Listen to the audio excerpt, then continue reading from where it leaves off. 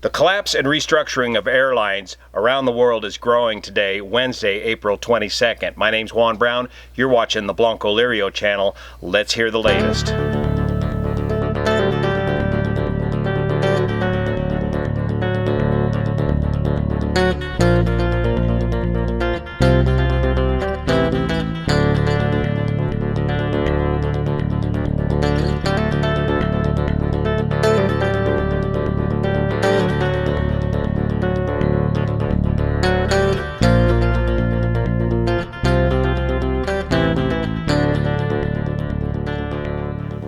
As the number of deaths from the coronavirus in the United States reach over 45,000 to date, it's becoming more and more apparent that the long-term effects from this are going to last much longer than originally anticipated, particularly for the airline industry.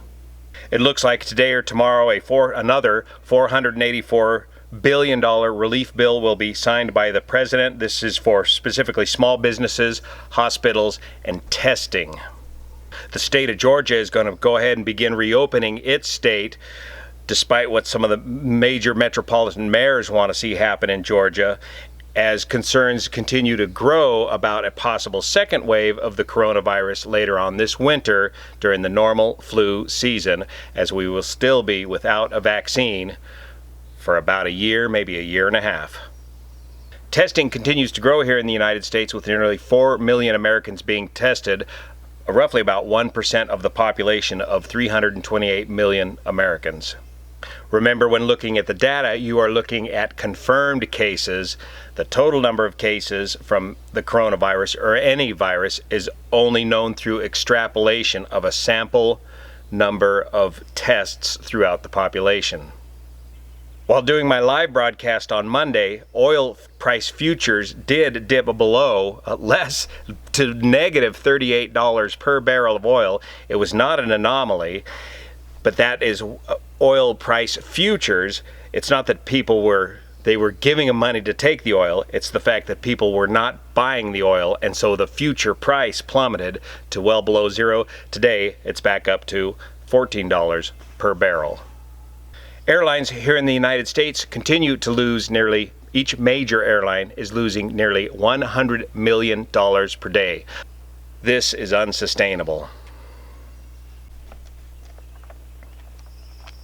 Around the world, airlines are already going into voluntary administration, which is the equivalent of a Chapter 11 bankruptcy process here in the United States. Remember, Chapter 11 bankruptcy does not mean liquidation. Chapter 11 bankruptcy, which I'm afraid we're going to see a huge wave of in the fourth quarter and beyond of airlines here in the United States.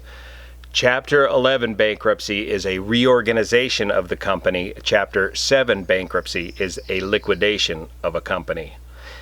We've recently gone through, in the last decade, an entire series of Chapter 11 reorganizations and consolidations here in the United States airline industry.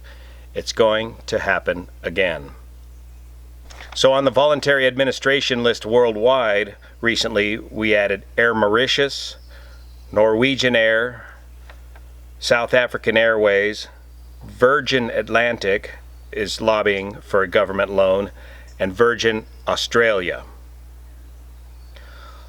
Also, some smaller airlines, Raven Air out of Alaska, 72 aircraft, and Brathen's Regional, BRA, out of Sweden with 20 aircraft, is also in the process of voluntary administration or Chapter 11 proceedings.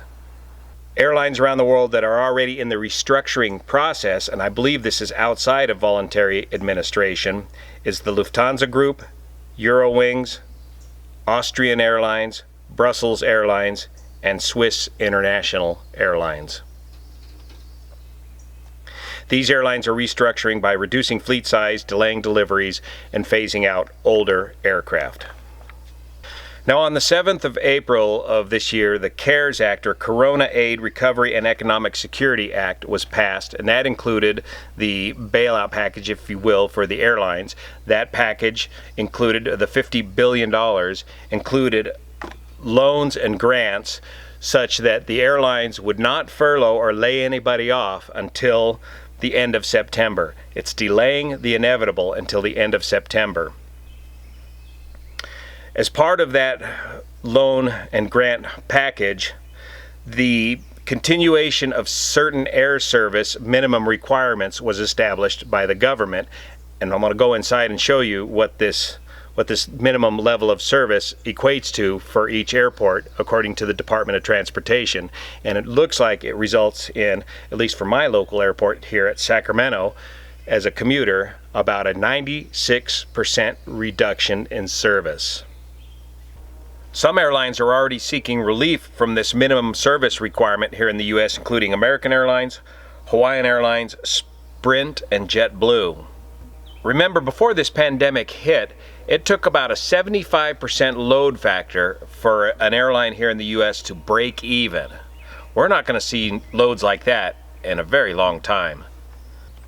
So let's go inside and take a look at some of these numbers. And we're going to be keeping track of this throughout this entire time period here on the Blancolirio channel. And I want to take this opportunity to thank the supporters on Patreon that are going to make this long-term look at the airline industry as we weather the worst aviation crisis to hit the aviation industry since Wilbur and Orville first took flight.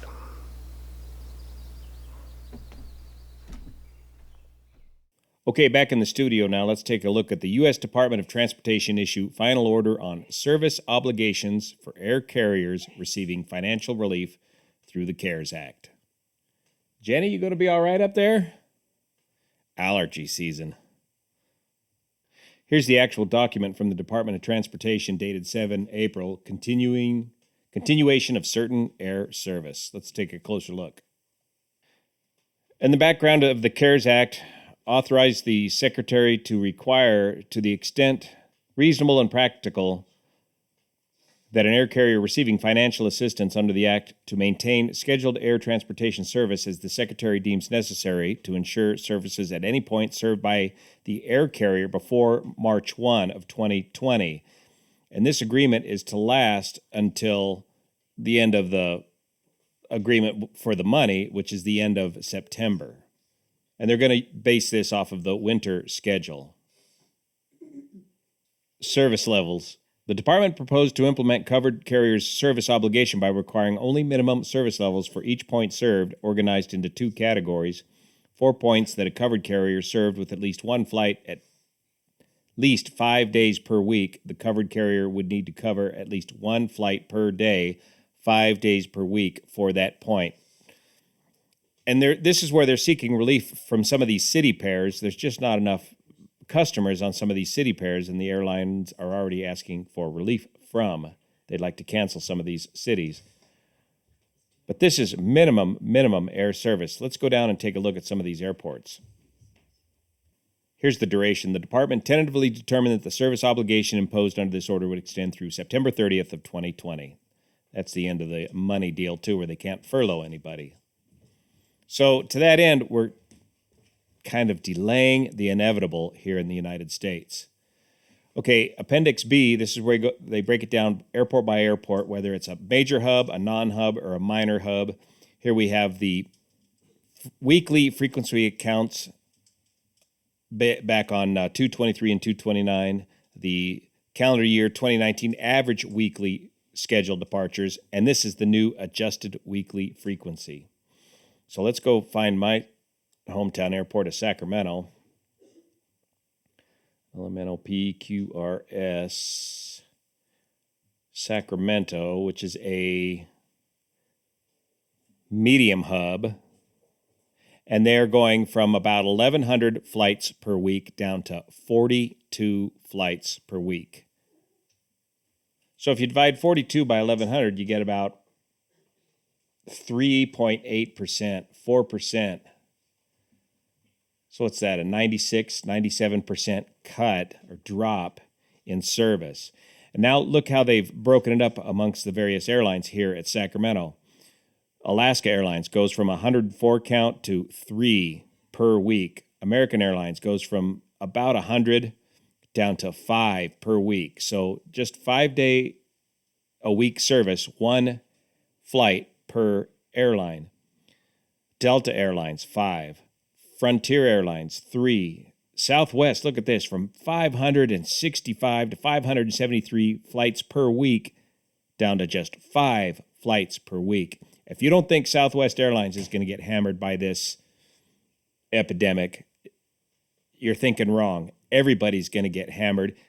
International carriers more so than domestic, but regardless, the domestic traffic is just absolutely hammered, and it's going to be a while to return.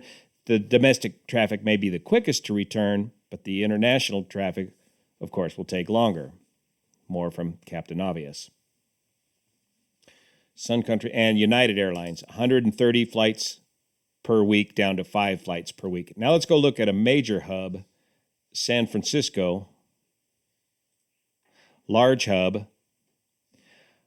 55 to 5,700 flights per week, down to just 48. What's that? That's 1%. A 99% reduction in service.